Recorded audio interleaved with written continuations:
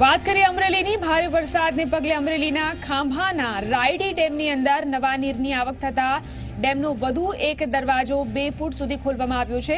મહત્વનું છે કે સતત વરસી રહેલા વરસાદથી ડેમની જળ સપાટીમાં સતત વધારો નોંધાતા સતર્કતાને પગલે અગાઉ ડેમના 2 દરવાજા ખોલવામાં આવ્યા હતા। તંત્ર દ્વારા આ અંગે નીચાણવાળા વિસ્તારોમાં એલર્ટ જાહેર કરી સાવધાની રાખવાની સૂચના આપી દેવાઈ છે। અમરેલીના ખાંભામાં રાયડી ડેમ આવેલો છે અને આ ડેમની સપાટીમાં વધારો થયો છે, જેના કારણે અહીં આ ડેમનો વધુ એક દરવાજો 2 ફૂટ સુધી ખોલી નાખવામાં આવ્યો છે અને અત્યાર સુધી ડેમના કુલ 3 દરવાજા ખોલી નાખવામાં આવ્યા છે।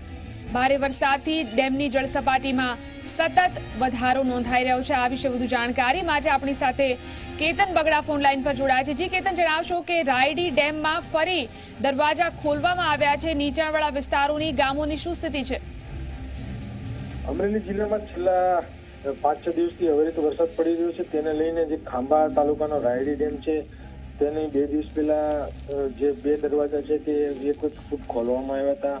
ગઈકાલ મોડી રાત્રે ખાંભા અને તેમજ ગ્રામ્ય પંથકમાં વરસાદ પડતા આજે ખાંભા ગામનો જે રાયડી ડેમ છે તેમનો જે 3જો દરવાજો છે તે 2 ફૂટ ખોલવામાં આવ્યો છે।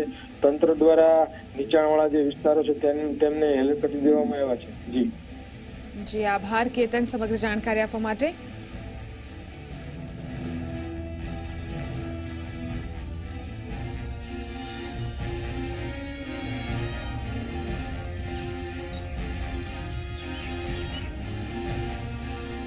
તો અમરેલી જિલ્લામાં છેલ્લા કેટલાક દિવસથી મેઘ સવારી યથાવત જોવા મળી રહી છે। જાફરાબાદમાં 3 ઇંચ વરસાદ ખાબક્યો છે, તો ખાંભાની અંદર પણ 2 ઇંચ જેટલો વરસાદ થયો છે। અમરેલી જિલ્લામાં પણ સતત ધોધમાર વરસાદ પડી રહ્યો છે।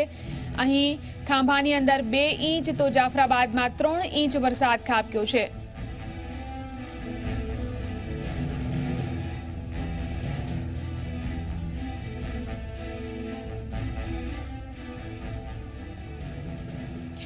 તો રાજ્યમાં વરસાદની સ્થિતિ અને તેને લગતા અપડેટ્સ સતત આપના સુધી પહોંચાડતા રહીશું। હાલ રોકાઈશું એક વિરામ માટે।